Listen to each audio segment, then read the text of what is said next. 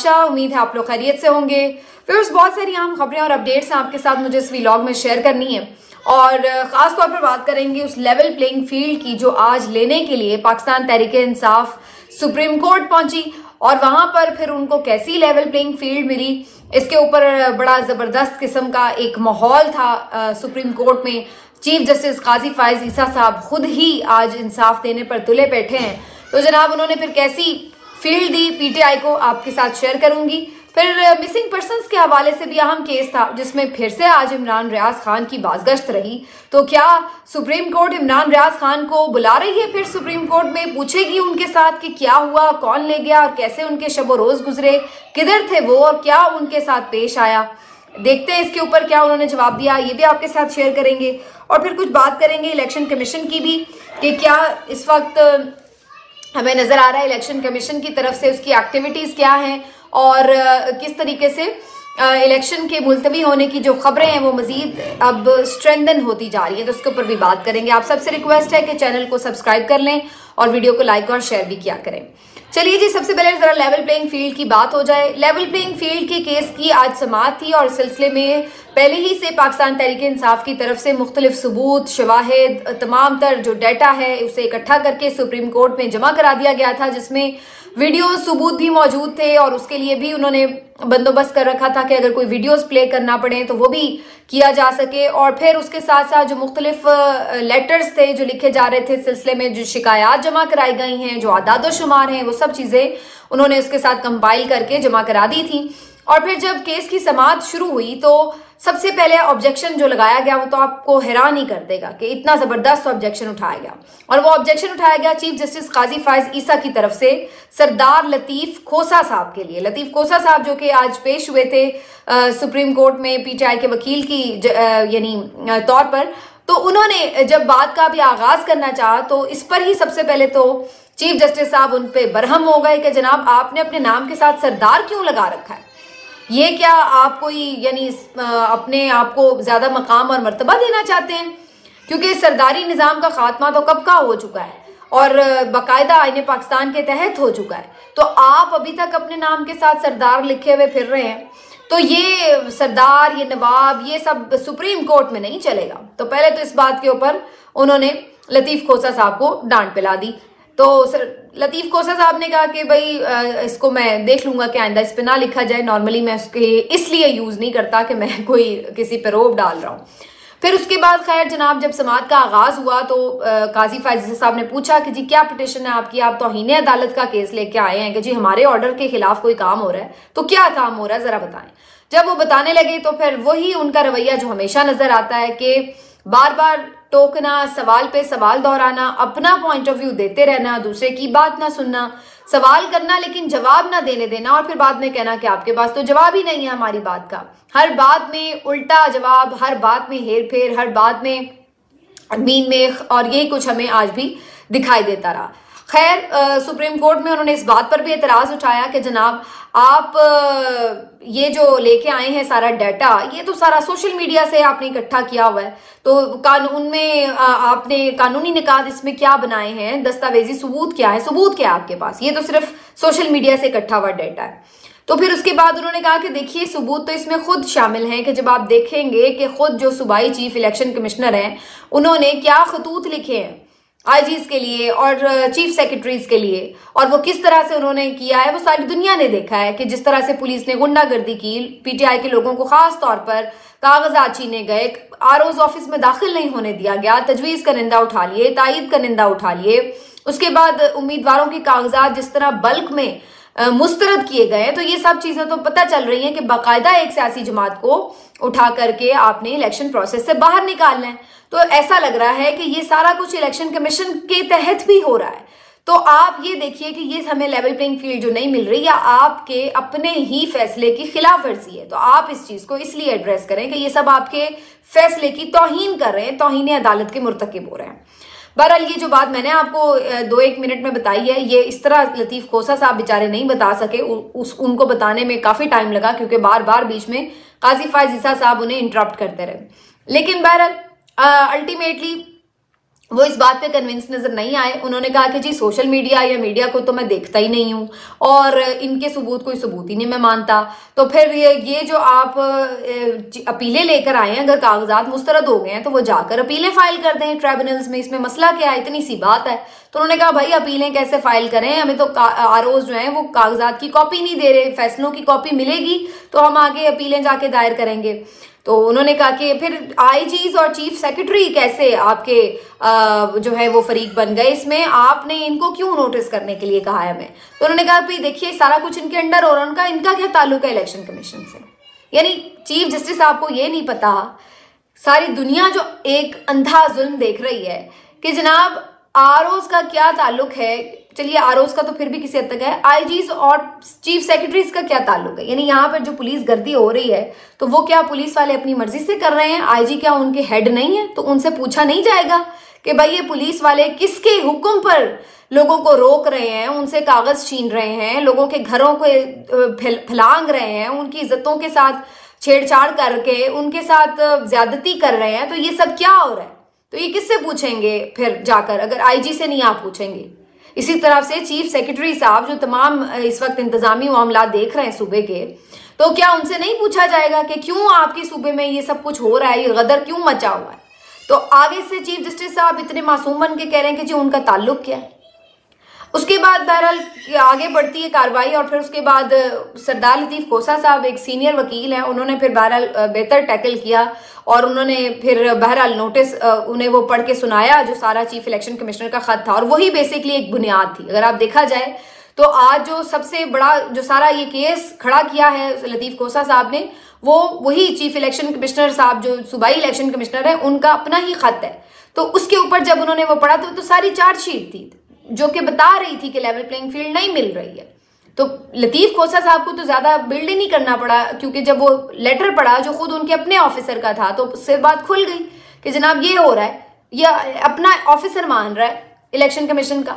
तो फिर उसके बाद चीफ जस्टिस को मजबूरन आईजी पंजाब को नोटिस जारी करने पड़े, चीफ सेक्रेटरी को नोटिस जारी करने पड़े और 8 जनवरी को फिर अदालत में जो है दोबारा अब समाअत होगी। लेकिन अब आप देखिए कि ये चीजें ऑब्जर्वेशन इसमें क्या नजर आती है। पहले सरदार के ऊपर बिला वजह ये मुझे इस तरह से लग रहा था जैसे आमतौर पर जब कोई गेस्ट आता है ना तीखा हमारे प्रोग्राम में, तो वो शुरू से ही एंकर के ऊपर हावी होने के लिए ना किसी छोटी सी बात के ऊपर एक बतंगड़ बनाकर ना वावेला शुरू कर देता है कि भाई आप मुझे टाइम नहीं दे रहे और आपने ये इंट्रो में ऐसे ये क्या करके, ताकि वो पहले ही एंकर को मरूब कर ले और वो उससे ज्यादा आगे बढ़कर डोमिनेंट होकर सवाल न कर सके। तो ये एक तरीका वारदात होता है। तो बिल्कुल ये इसी तरह की मुझे एक स्टोरी लगी, सॉरी टू से। उसके बाद फिर जब हम देखते हैं कि जनाब ये सारा जो बीच में इन्होंने लगाई बातें, हालांकि अगर सरदार नाम के साथ इतना एतराज था तो फिर सबसे पहले तो आप अपने साथी जज से पूछें। ये जो सीनियर तरीन जज हैं इस वक्त सुप्रीम कोर्ट में जस्टिस सरदार तारिक मसूद साहब, तो उनके नाम के साथ सरदार लिखा हुआ है और वो as it is supreme court की ऑफिशियल वेबसाइट पर भी इसी तरह उनका तारुफ है। तो फिर सबसे पहले तो भाई आप उनका नाम सरदार साथ हटाएं, सबसे पहला तो इसके ऊपर ये ऑब्जेक्शन आ रहा है। फिर आप दूसरी तरफ कह रहे हैं कि जी मुझे सोशल मीडिया के सबूत है, ये तो सोशल मीडिया का डाटा है। तो सोशल मीडिया का डाटा है तो इसका मतलब है कि उसकी कोई हैसियत ही नहीं है, वो हकीकत ही नहीं है। अगर ऐसा है तो फिर सोशल मीडिया पर कुछ भी लोग जो मर्जी बोलते हैं, फिर उसकी पेन इतनी क्यों है, फिर उस सब के ऊपर इतनी तकलीफ क्यों है। और वैसे आप ये जो बात करें कि मैं देखता नहीं, ये भी कोई हकायक के बिल्कुल ऐन मुताबिक बात नजर नहीं आती, क्योंकि जो कोर्ट रिपोर्टर्स हैं उन्होंने अभी सैकड़ों ऐसी मिसालें कोट कर दी हैं कि जहां पर चीफ जस्टिस साहब ने खुद कितनी दफा मीडिया और सोशल मीडिया का हवाला दिया है, मुख्तलिफ खत लिखते हुए, मुख्तलिफ नोटिस लेते हुए और मुख्तलिफ नोट्स जारी करते हुए। तो उन्होंने उसमें ये कहा है कितनी दफा। असद तूर साहब का जो मामला था, क्या असद तूर साहब खुद आके पेश हुए थे आपको बताने के लिए कि उन्हें किसी ने मारा है? या इसी तरीके से आपने बहुत दफ़ा ये लिखा कि जी मैंने अखबारी तराशे में ये खबर देखी, या ये मैंने टेलीविजन पर ये सुना, या इस तरह। तो आप तो खुद ये हवाले देते रहे, तब आप सोशल मीडिया देखते थे। और आज जब पीटीआई अपने मामलात के ऊपर सोशल मीडिया की बात कर रही है तो आप मानने के लिए तैयार नहीं है। और खैर ये भी एक बिल्कुल फजूल बात थी कि उन्होंने सारा मीडिया सोशल मीडिया से कोई डाटा कलेक्ट किया है। सोशल मीडिया के भी बिल्कुल डाटा था और सबूत भी साथ लिफ्ट थे, लेकिन इसके साथ साथ दीगर जो ऑफिशियल आपको डॉक्यूमेंट्स उन्होंने अटैच किए हैं वो तो खुद जो सरकारी दफातर हैं उनके ऑफिशियल डॉक्यूमेंट्स थे। अगर आप देख के पढ़ते तो आपको पता चल जाता, लेकिन वो तो पढ़ने ही नहीं, पढ़ने का तकल्लुफ ही नहीं करना और पढ़ने देना भी नहीं, ये भी तुले बैठे थे। फिर उसके बाद हम देखते हैं कि जनाब जिस तरीके से बात शुरू होती है उसमें कि भाई आरओज क्या कर रहे हैं, वो तो कह रहे हैं अपीलें जाके कर लें। यानी आप इतने मासूम हैं कि आपको कुछ पता ही नहीं है कि हो क्या रहा है, और जी अपील जाके कर लें। उन्हें नहीं बस पता कि हम अपील कर लें। तो ये सारा जो एक पूरा आपको नजर आ रहा है, इससे पता चल रहा है कि किस तरह की लेवल प्लेइंग फील्ड जो इस वक्त पाकिस्तान तहरीक इंसाफ को मिल रही है या मिल सकती है मजीद। अब क्या होगा, आप नाम नेहाद से ऑर्डर जारी कर देंगे और होता यही फिरेगा। और क्या होगा जब आप किसी चीज को मानने के लिए तैयार नहीं। कल बहुत सारे लोग शुएब शाहीन साहब पे तनकीद कर रहे थे कि जी वो इस तरह, मान लिया उनकी कोई कमजोरी भी होगी ठीक, लेकिन अगेन बात वही आती है कि अगर यहाँ पर आप सामने भी जितना मर्जी बड़ा तगड़ा वकील खड़े, जब अगला बंदा सुनने के लिए तैयार नहीं, मानने के लिए तैयार नहीं, वो जहन बना के बैठा हुआ है, तो फिर आप क्या करेंगे वहां पर। तो ये इस वक्त जो है वो एक ओवरऑल सारी स्टेट ऑफ अफेयर्स है सुप्रीम कोर्ट में। बहरहाल जी अब देखते हैं कि क्या होता है अगली समात में। उसके बाद लापता केस का सिलसिला शुरू हुआ, तो उसमें फिर इमरान रियाज भाई की दोबारा से बात शुरू हो गई। शुएब शाहीन ने कहा कि जी कल आप कह रहे थे कि इमरान रियाज क्या खुद बोले हैं, क्या उन्होंने बताया है ये, तो उसके ऊपर मेरी कल उनसे फोन पे बात हुई है और इमरान रियाज विलिंग है कि अगर उन्हें बुलाया जाता है तो वो पेश होने के लिए तैयार है। तो उसके ऊपर आगे से बस फिर चिरागों में रोशनी ना रही और फिर एकदम गले खुश्क हो जाते हैं, आपको पता है, क्योंकि ये मामला तो फिर वहां जाएगा जहां पर सबके पर जलते हैं। फिर आपको उन लोगों को बुलाना पड़ेगा कि जिनकी शान के खिलाफ है कि वो अदालतों में पेश हो जाएं। तो फिर आप क्या करेंगे। तो फिर इसके ऊपर यही होगा कि फिर आप अपने कहे हुए अकवाल से पीछे हटेंगे। और फिर ये किया काजी फायजीसा साहब ने, उन्होंने जनाब फिर कहा क्यों जी हम क्यों बुलाएं, हमें क्या पड़ी है कि हम इमरान रियाज को बुलाएं, क्यों ना बुलाएं भाई, बुलाएं ना, अब करें हिम्मत। कल तो आप बड़ी बातें कर रहे थे, पहले तो आप बड़े आइन पसंद बनते थे, पहले तो आपको बड़ी तकलीफ होती थी। मतीउल्लाह जान का एक दिन के लिए लापता हो जाना वो आपको आज तक नहीं भूल रहा। तो बुलाए ना, आप मतीउल्लाह को ही बुला लें, पूछ लें उनसे किसने अगवा किया, उन्हें पूछे उनसे। अगर इमरान रियाज आपको पसंद नहीं है, वो आपके ख्याल से एक अनबाइस्ड सहाफी भी नहीं है, तो मतीउल्लाह तो आपके फेवरेट है ना, जिनका कल आपने नाम भी लिया, तो उन्हें बुला लें आप। इमरान रियाज के बारे में कहते हैं जी वो खुद आ जाएं, अगर उन्हें कोई प्रॉब्लम है तो वो आके पिटिशन कर लें, वो खुद अपना आके दे, हम क्यों उन्हें बुलाएं। उन्होंने कहा जी वो इसलिए ये कह रहे हैं कि मुझे बुलाएं क्योंकि अगर सुप्रीम कोर्ट बुलाएगी तो आप उनको कोई प्रोटेक्शन देंगे, उन्हें इस बात का खदशा है कि उनके ऊपर वो मजीद किसी प्रॉब्लम का शिकार हो सकते। तो कहते मैं कहां से प्रोटेक्शन दूं, मेरे पास कौन सी फौज है। यानी इस किस्म की बातें क्या माजी में ऐसा हमने नहीं देखा कि सुप्रीम कोर्ट सिक्योरिटी प्रोवाइड करने के लिए ऑर्डर करती है, हाई कोर्ट ऑर्डर करती है कि जनाब आप प्रोवाइड करें सिक्योरिटी जिसकी जान को खतरा है। तो एक बंदा ऑलरेडी आपके मुंह से निकल कर आ रहा है और वो आपको आके सारा कुछ बताए अपनी जान रिस्क पे रख के, और आप कह रहे हैं कि जी आप हम तो नहीं सिक्योरिटी, तो फिर दे कौन सकता है। अगर आप चीफ जस्टिस सिक्योरिटी नहीं दे सकता तो आप इतना हुक्म नहीं जारी कर सकते कि भाई इस बंदे की स्पेशल सिक्योरिटी अरेंज की जाए। आगे से पूछ रहे हैं तो वो वैसे भी तो आमतौर पर घूम रहे हैं। भाई वो वैसे क्या आमतौर पर घूम रहे हैं तो वो क्या वहां पर आकर सबको बताते फिर रहे हैं, नाम लेते फिर रहे हैं। खतरा तो तभी होगा ना जब आके मुंह से सच बोलेंगे वो यहाँ पर आकर अदालत के अंदर, उसकी एक कानूनी हैसियत होगी उनके बयान की जो अदालत में वो देंगे। अगर वो निजी महफिल में बैठे हुए आम कोई बात कर रहे हैं, उसकी वो हैसियत तो नहीं है जो वो अदालत में बयान देंगे। तो आम तौर पर उन्हें सिक्योरिटी चाहिए होगी या अदालत में आने के बाद बयान देने के बाद उन्हें सिक्योरिटी चाहिए होगी। और आप उस बात के ऊपर इतना लाइट ले रहे हैं और उसके ऊपर एक तरह की तौहीन कर रहे हैं कि अच्छा तो अब नहीं वो फिर रहे बाहर। फिर जस्टिस मुसर्रत हिलाली साहिबा वहां पे लुकमा दे रही हैं कि अच्छा वो आकर अगर अदालत में सच बता देंगे तो फिर क्या उसके बाद वो बाहर नहीं जाएंगे। यानी आप तो बाकायदा उन्हें और डरा रही है कि भाई सच मत बोलना, उसके बाद तुमने बाहर भी जाना है। ये तो मुझे ऐसी आपकी बात से स्मेल आई है कि जैसे आप ये कह रही है कि देखो सच बोलेगा तो वो फिर बाहर भी तो जाएगा ना। तो आप तो उसको और वार्न कर रहे हैं कि हाँ भाई अदालत में भी तुम्हें कोई तुम्हारा वाली वारिस नहीं है, यहाँ पे सच बोलोगे तो हम तुम्हें बचा नहीं सकते, सीधी बात है। तो आप तो उससे ये कह रहे हैं। असल बात यह है कि अगर आप में दम हो, अगर आप वाकई इंसाफ करना चाहते हो, अगर आप वाकई ताकतवरों से टक्कर ले सकते हो तो बुलाएं आप उस टक्कर के आदमी को, करें उसे अपने कटहरे में सामने खड़ा, सुने उसकी रूदाद सारी, और फिर बुलाएं उन लोगों को जिनके नाम वो ले। बुलाया आप अरशद शरीफ की वालदा को, लिए थे ना उन्होंने भी 5-6 नाम। बुलाया कभी आपने दोबारा? आप लोगों में इतनी जुर्रत नहीं थी, इतनी जुर्रत नहीं थी कि आप दोबारा उसका केस लगा सकते। ये है आप लोगों की आइन पसंदी, ये है आप लोगों की अलमबरदारी जो इंसानी हुकूक के लिए आप उठाते हैं। इतने ही आप में दमखम होते ना तो फिर आप इन लोगों को बुलाते। और अगर आप इतने ही कॉम्प्रोमाइज रहे तो कल आप खुद फरमा रहे थे कि अगर आप बात नहीं मनवा सकते तो फिर आप इस्तीफा दे दें, तो दें अब आप इस्तीफा। अगर आप इंसाफ नहीं कर सकते, अगर आप नहीं किसी मजलूम का साथ दे सकते, उसकी बुला के रुदात तक नहीं सुन सकते, तो फिर दें आप इस्तीफा। कोई हक नहीं है फिर आपको यहां पर अदल की कुर्सी पर बैठने का। और आप लोग यहां पर आकर कमजोर लोगों के ऊपर मजीद चढ़ाई करते हैं और उन्हीं के ऊपर आप भाषण सुनाते हैं और फिर आगे से उन्हें कहते हैं कि तकरीरें ना हमें सुनाएं। उनकी आप बात सुनना पसंद नहीं करते जब कोई साइल आपके पास आ जाए। हाँ, वो साइल अगर एक खास जमात से हो तब, दूसरी जमातों से हो तो फिर तो आप हंसते मुस्कुराते केस भी सुनते हैं या फिर आप उनके हक में फैसले भी करते हैं। अब इसके ऊपर जो मसला उन्होंने हल किया वो सिर्फ इतना है कि जी अब भी क्या लोग लापता हो रहे हैं। आमना मसूद जंजुआ से पूछ लेते हैं, भाई जो पहले लापता हो चुके हैं उनको तो अब हम उस मसले का तो कुछ नहीं कर सकते। भाई क्यों नहीं कुछ कर सकते? जो पहला कोई जुर्म हुआ है उसके ऊपर आप वो जुल्फिकार भुट्टो का केस तो आप सुन सकते हैं, लेकिन जो पहले लोग लापता हुए हैं उनके बारे में आप कुछ नहीं कर सकते।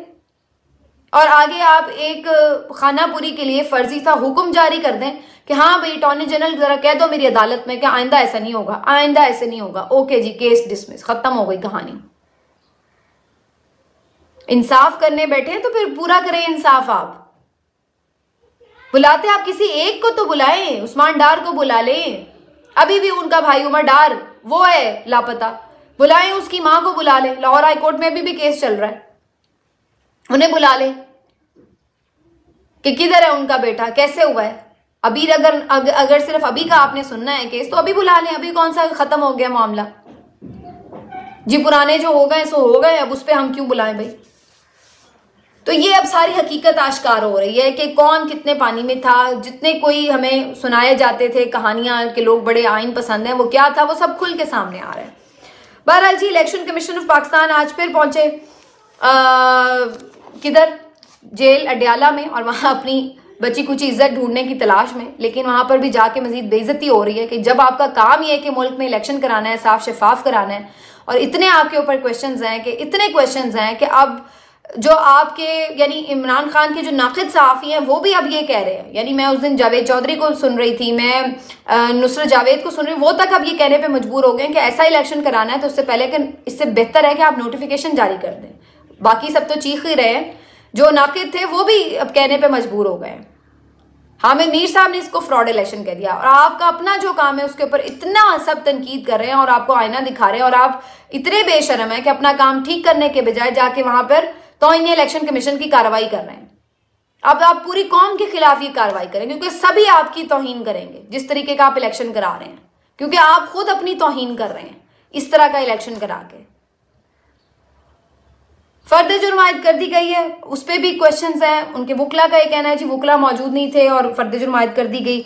अब इसके ऊपर मैं क्या बात कर सकती हूँ, इसी तरह के केसेस चल रहे हैं। लेकिन बहरहाल एक जो अच्छी खबर है वो ये कि उमैर नियाजी के मियाँ वाली से कागजात नामजदगी मंजूर हो गए हैं। उमैर नियाजी साहब जो कि कवरिंग कैंडिडेट है इमरान खान साहब के, उनके कागजात नामजदगी मंजूर हो गए मियाँ वाली से।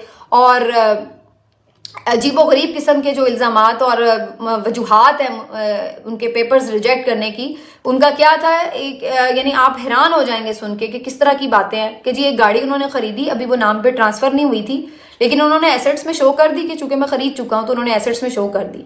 तो इसके ऊपर एतराज लगाया हुआ है कि जनाब आपने एक किसी और की चीज को अपने एसेट्स में डिक्लेयर कर दिया, तो ये मिसडिक्लेरेशन है, कागजात मुस्तरद। तो बहरहाल वो हाईकोर्ट जो एपिलेट ट्रिब्यूनल है उसमें कागजात उनके मंजूर हो गए।